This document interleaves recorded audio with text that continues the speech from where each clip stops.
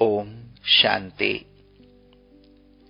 30 जनवरी 1985 की अव्यक्त मुरली। हेडिंग है, माया जीत और प्रकृति जीत ही स्वराज्य अधिकारी।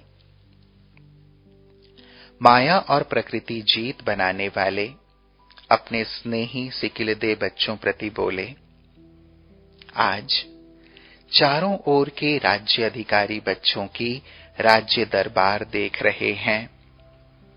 चारों ओर सिकिलदे स्नेही बेहद के सेवाधारी अनन्य बच्चे हैं। ऐसे बच्चे अभी भी स्वराज्य अधिकारी राज्य दरबार में उपस्थित हैं। बाप दादा ऐसे योग्य बच्चों को, सदा के योगी बच्चों को अति निर्माण, ऊंचे स्वमान ऐसे बच्चों को देख हर्षित होते हैं। स्वराज्य दरबार सारे कल्प में अलौकिक सर्व दरबार से न्यारी और अति प्यारी है। हर एक स्वराज्य अधिकारी विश्व के राज्य के फाउंडेशन, नए विश्व के निर्माता हैं। हर एक स्वराज्य अधिकारी चमकते हुए दिव्य तिलकधारी, सर्व विशेषताओं के चमकते हुए अमूल्य मणियों से सजे हुए ताजधारी हैं। सर्व दिव्य गुणों की माला धारण किए हुए, संपूर्ण पवित्रता का लाइट का ताज धारण किया हुआ श्रेष्ठ स्थिति के स्व सिंहासन पर उपस्थित हैं। ऐसे सजे सजाए हुए राज्य अधिकारी दरबार में उपस्थित हैं। ऐसी राज्य दरबार बाप दादा के सामने उपस्थित है। हर एक स्वराज्य अधिकारी के आगे कितने दास दासियां हैं। प्रकृति जीत और विकारों जीत। विकार भी 5 हैं और प्रकृति के तत्व भी 5 हैं, तो प्रकृति ही दासी बन गई है ना। दुश्मन सेवाधारी बन गए हैं। ऐसे रूहानी फकर में रहने वाले विकारों को भी परिवर्तित कर काम विकार को शुभ कामना, श्रेष्ठ कामना के स्वरूप में बदल सेवा में लगाने वाले, ऐसे दुश्मन को सेवाधारी बनाने वाले प्रकृति के किसी भी तत्व की तरफ वशीभूत नहीं होते हैं, लेकिन हर तत्व को तमोगुणी रूप से सतो प्रधान स्वरूप बना लेते हैं। कलयुग में यह तत्व धोखा और दुख देते हैं। संगम युग में परिवर्तन होते हैं, रूप बदलते हैं।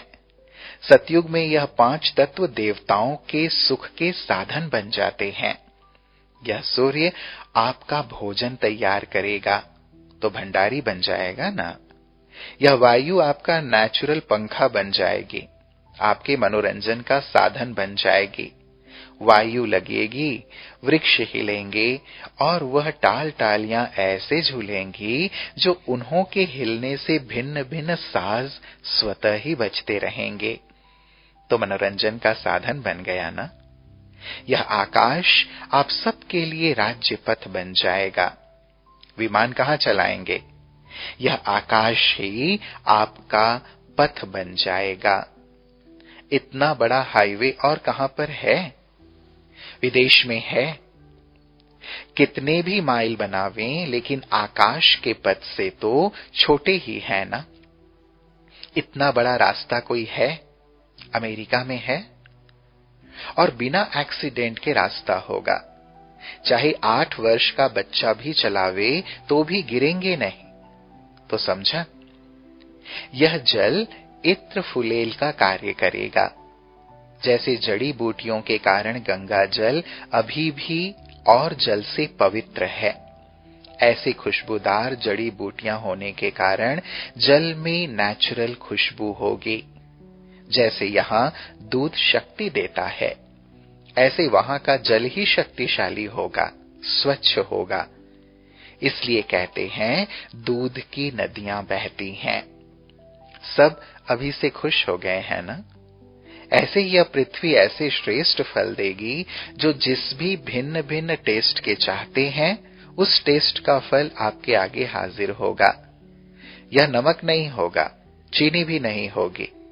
जैसे अभी खटाई के लिए टमाटर है तो बना बनाया है ना, खटाई आ जाती है ना। ऐसे जो आपको टेस्ट चाहिए उसके फल होंगे, रस डालो और वह टेस्ट हो जाएगी।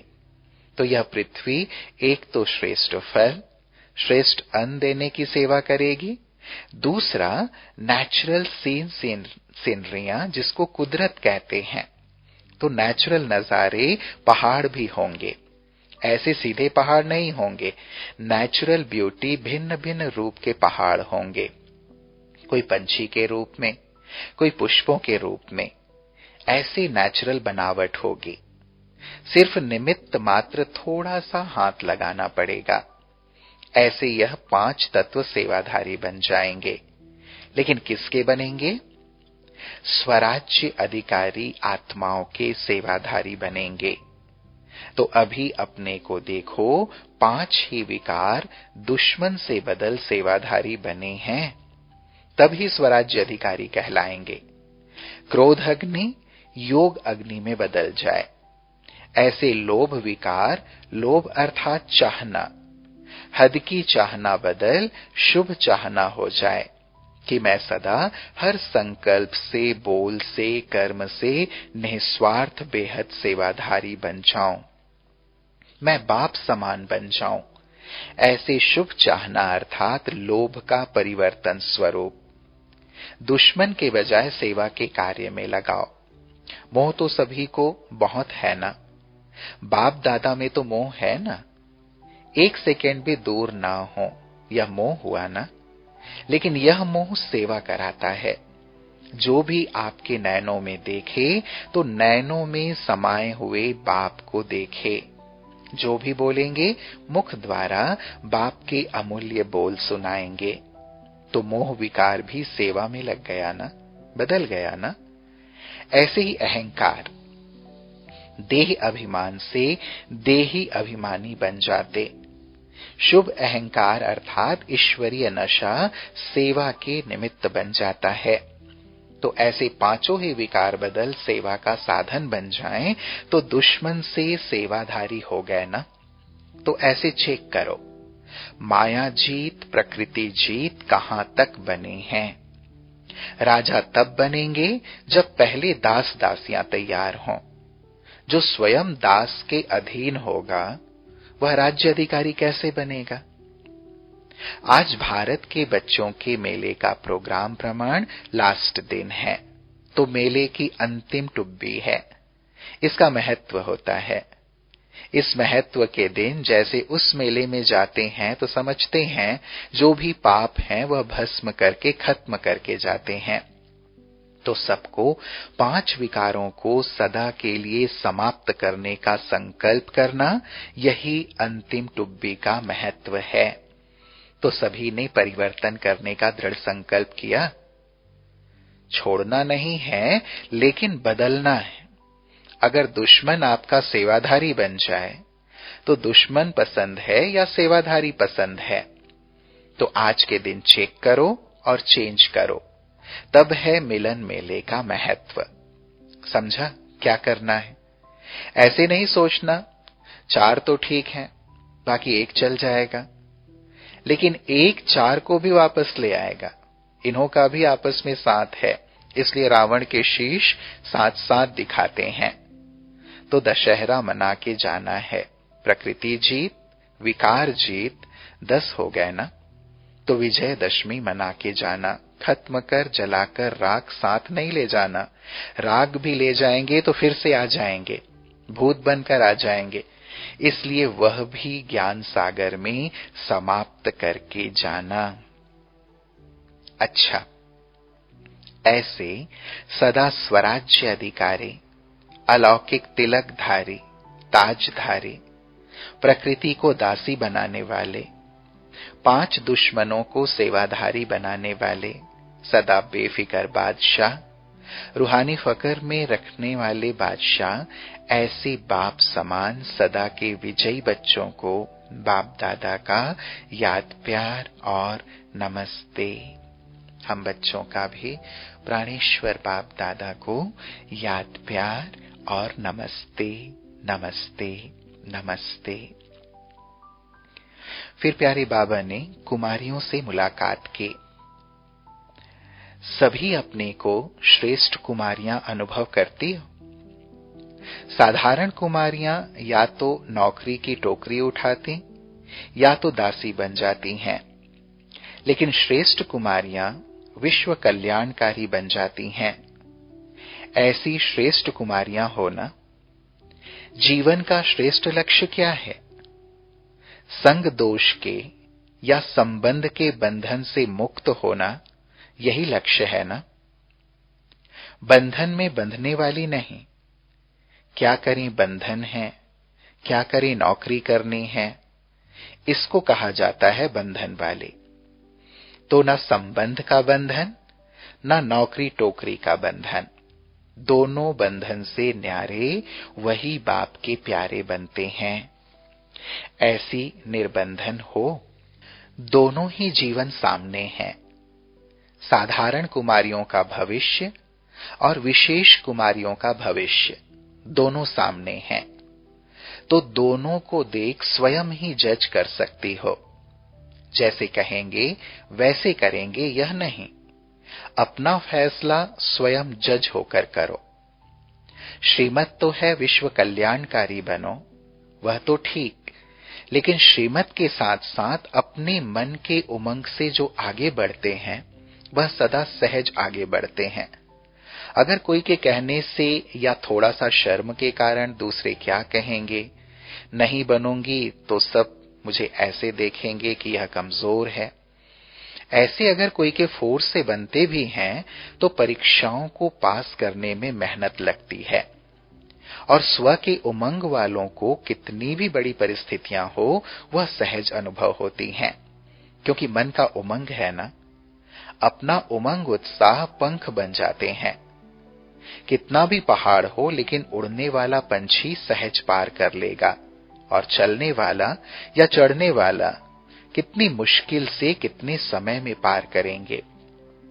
तो यह मन का उमंग पंख है। इन पंखों से उड़ने वाले को सदा सहज होता है। समझा?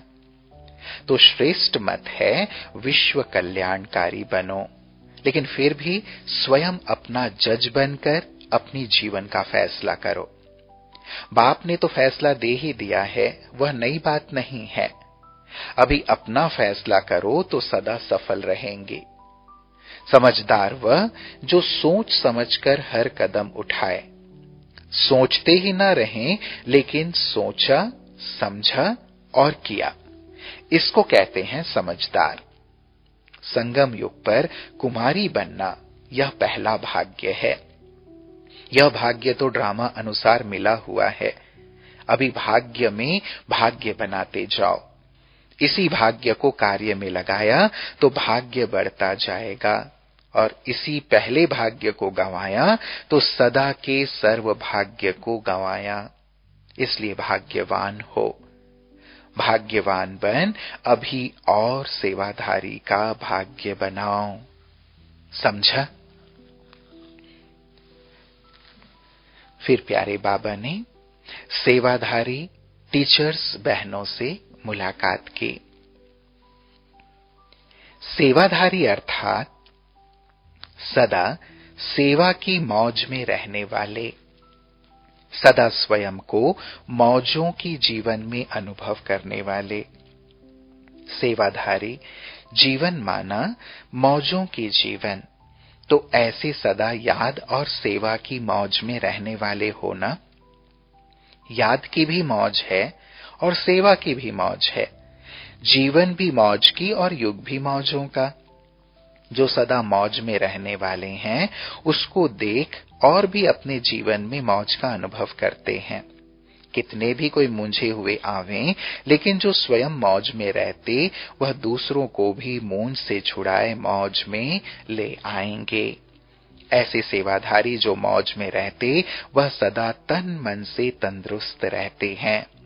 मौज में रहने वाले सदा उड़ते रहते, क्योंकि खुशी रहती है। वैसे भी कहा जाता, यह तो खुशी में नाचता रहता है।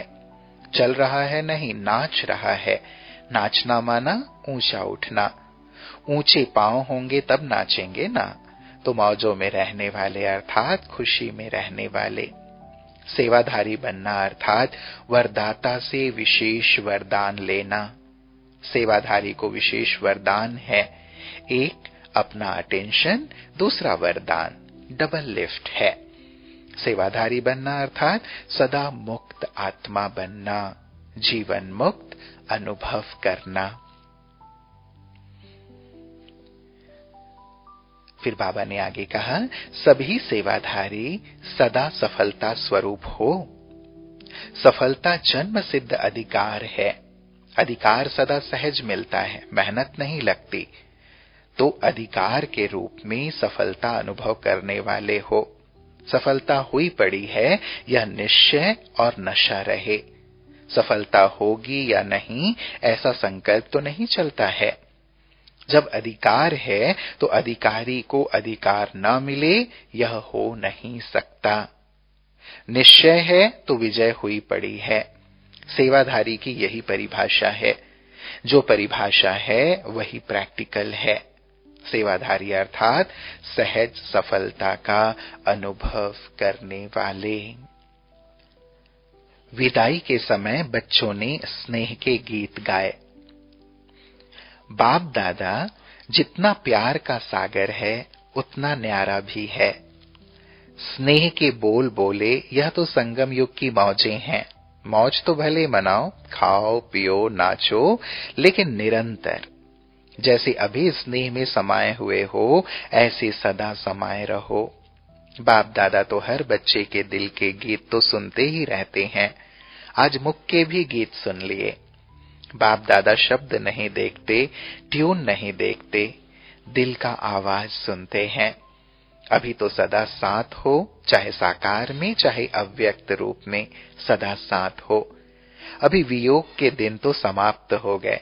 अभी संगम युग पूरा ही मिलन मेला है। सिर्फ मेले में भिन्न भिन्न नजारे बदलते हैं, कभी व्यक्त कभी अव्यक्त। अच्छा, गुड मॉर्निंग। गुड मॉर्निंग बाबा। फिर सम्मेलन के प्रति प्यारे अव्यक्त बाप दादा का विशेष संदेश। बाप दादा बोले, बच्चे सम्मेलन कर रहे हैं। सम्मेलन का अर्थ है सम्मिलन। तो जो इस सम्मेलन में आने वाले हैं, उन्हें बाप समान नहीं तो अपनी समान निश्चय बुद्धि तो अवश्य बनाना। जो भी आए कुछ बनकर जाए, सिर्फ बोलकर ना जाए। यह दाता का घर है, तो आने वाले यह नहीं समझें कि हम इन्हें मदद करने आए हैं या इन्हें सहयोग देने आए हैं, लेकिन वह समझें कि यह स्थान लेने का स्थान है, देने का नहीं। यहां हर एक छोटा बड़ा जिससे भी मिले, जो उस समय यहां पर हो, उसको यह संकल्प करना है कि दृष्टि से, वायुमंडल से, संपर्क संबंध से मास्टर दाता बनकर रहना है। सबको कुछ न कुछ देकर ही भेजना है, यह हर एक का लक्ष्य हो। आने वाले को रिगार्ड तो देना ही है, लेकिन सबका रिगार्ड एक बाप में बिठाना है। बाबा कह रहे थे, मेरे इतने सब लाइट हाउस बच्चे चारों ओर से मनसा सेवा द्वारा लाइट देंगे तो सफलता हुई ही पड़ी है। वह एक लाइट हाउस कितनों को रास्ता दिखाता। आप लाइट हाउस माइट हाउस बच्चे तो बहुत कमाल कर सकते हो। फिर प्यारे बाप दादा ने कुमारों के प्रति महावाक्य उच्चारे। कुमार, ब्रह्मा कुमार तो बन ही गए, लेकिन ब्रह्मा कुमार बनने के बाद फिर क्या बनना है? शक्तिशाली कुमार। जब तक शक्तिशाली नहीं बने तो विजयी नहीं बन सकते। शक्तिशाली कुमार सदा नॉलेजफुल और पावरफुल आत्मा होंगे।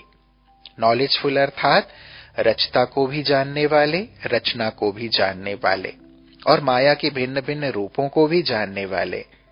ऐसे नॉलेजफुल पावरफुल सदा विजयी हैं। नॉलेज जीवन में धारण करना अर्थात नॉलेज को शस्त्र बना देना, तो शस्त्रधारी शक्तिशाली होंगे ना। आज मिलिट्री वाले शक्तिशाली किस आधार से होते हैं? शस्त्र हैं, बंदूक हैं, तो निर्भय हो जाते हैं। तो नॉलेजफुल जो होगा वह पावरफुल जरूर होगा। तो माया की भी पूरी नॉलेज है, क्या होगा कैसे होगा पता नहीं पड़ा, माया कैसे आ गई, यह नॉलेजफुल नहीं हुए। नॉलेजफुल आत्मा पहले से ही जानती है। जैसे समझदार जो होते हैं वह बीमारी को पहले से ही जान लेते हैं। बुखार आने वाला होता तो पहले से ही समझेंगे कि कुछ हो रहा है, पहले से ही दवा लेकर अपने को ठीक कर देंगे और स्वस्थ हो जाएंगे। बेसमझ को बुखार आ भी जाएगा तो चलता फिरता रहेगा और बुखार बढ़ता जाएगा। ऐसे ही माया आती है, लेकिन आने के पहले ही समझ लेना और उसे दूर से ही भगा देना। तो ऐसे समझदार शक्तिशाली कुमार हो ना, सदा विजयी हो ना, या आपको भी माया आती और भगाने में टाइम लगाते हो? शक्ति को देखकर दूर से ही दुश्मन भाग जाता है। अगर आ जावे फिर उसे भगाओ तो टाइम भी वेस्ट और कमजोरी की आदत पड़ जाती है। कोई बार बार बीमार हो तो कमजोर हो जाता है ना, या बार बार पढ़ाई में फेल हो तो कहेंगे यह पढ़ने में कमजोर है। ऐसी माया बार बार आए और वार करती रहे तो हार खाने की आदती हो जाएंगे और बार बार हार खाने से कमजोर हो जाएंगे। इसलिए शक्तिशाली बनो। ऐसी शक्तिशाली आत्मा सदा प्राप्ति का अनुभव करती है, युद्ध में अपना समय नहीं गंवाती, विजय की खुशी मनाती है। तो कभी किसी बात में कमजोरी ना हो। कुमार बुद्धि सालीम है। अधर कुमार बनने से बुद्धि बढ़ जाती है। कुमारों को एक ही काम है, अपनी ही जीवन है। उन्हों को तो कितनी जिम्मेवारियां हो जाती हैं। आप जिम्मेवारियों से स्वतंत्र हो। जो स्वतंत्र होगा वह आगे बढ़ेगा, बोझ वाला धीरे धीरे चलेगा। स्वतंत्र हल्का होगा, वह तेज चलेगा। तो तेज रफ्तार वाले हो, एक रस हो, सदा तीव्र अर्थात एक रस। ऐसे भी नहीं 6 मास बीत जाएं, जैसे हैं वैसे ही चल रहे हैं। इसको भी तीव्र गति नहीं कहेंगे। तीव्र गति वाले आज जो हैं कल उससे आगे, परसों उससे आगे, इसको कहा जाता है तीव्र गति वाले। तो सदा अपने को शक्तिशाली कुमार समझो। ब्रह्मा कुमार बन गए सिर्फ, इस खुशी में रहें। शक्तिशाली नहीं बने तो विजय नहीं बन सकते। ब्रह्मा कुमार बनना बहुत अच्छा है, लेकिन शक्तिशाली ब्रह्मा कुमार सदा समीप होते हैं। अब के समीप वाले राज्य में भी समीप होंगे। अभी की स्थिति में समीपता नहीं तो राज्य में भी समीपता नहीं। अभी की प्राप्ति सदा की प्रारब्ध बना देती है, इसलिए सदा शक्तिशाली। ऐसे शक्तिशाली ही विश्व कल्याणकारी बन सकते हैं। कुमारों में शक्ति तो है ही, चाहे शारीरिक शक्ति चाहे आत्मा की, लेकिन विश्व कल्याण के प्रति शक्ति है या श्रेष्ठ विश्व को विनाशकारी बनाने के कार्य में लगने की शक्ति है।